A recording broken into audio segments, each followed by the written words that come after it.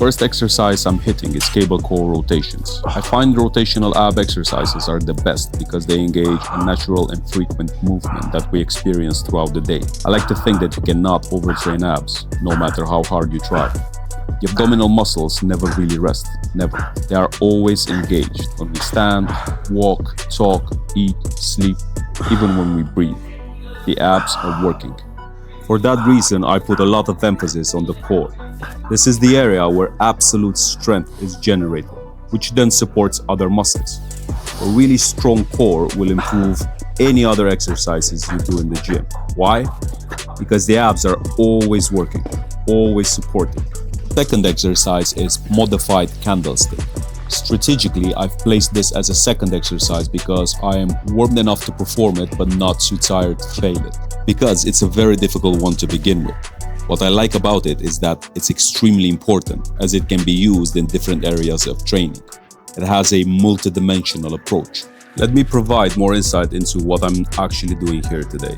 What is the core logic behind it? No pun intended. This is one of the most essential elements of the full spectrum training concept. Training all muscles from different perspectives. On day 2, the supercore session, we addressed the core from an endurance perspective, totaling 2,000 repetitions and enjoying some fat burning along the way. Today instead, we're looking at the core from a hypertrophy standpoint. So we're looking to cause an increase in muscle mass. Why do I think that's important for the abs? At least 2 reasons. You see, training for aesthetics and training to be strong usually don't align. However, increasing the mass of the abdominal muscles will help with the visuals, as they'll poke through the skin and become more visible. At the same time, this session provides a great opportunity for me to consolidate strength in that area. It helps me fully connect the core with my lower body, upper body, or both, depending on the exercise. I really think abs should get special treatment, meaning they should have their own dedicated days exclusively, besides hitting them as pre or post-workout on all other days. Remember, you cannot really overtrain your core. Now, a very important thing to mention is that I am mainly focusing on compound exercises. That's because, like I said earlier, I really want to connect my core with both my upper body and lower body, depending on the exercise. I genuinely think this is the best approach when training the abs. Next exercise, kettlebell plank drag.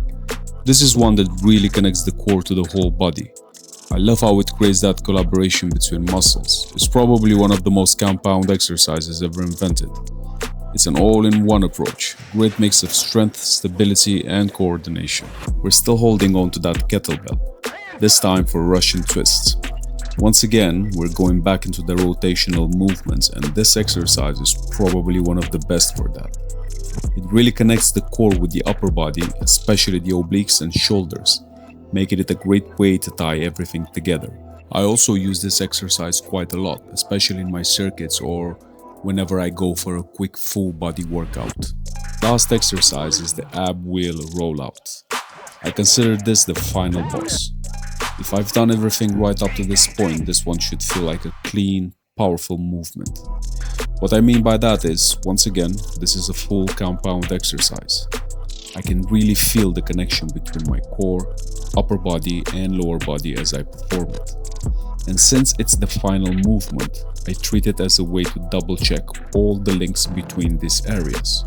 On that note, I also try to squeeze out a few reps from standing, just to test how well everything is holding together. This really consolidates everything.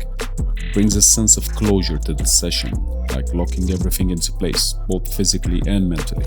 Now, I know I said consolidate, but there's still space for one more rectangle. And what fits perfectly in that space is actually my favorite part of the training. It's literally my dessert. And honestly, I think this is one of the most beneficial ways to end the session. It's very late, however, but it's never really too late.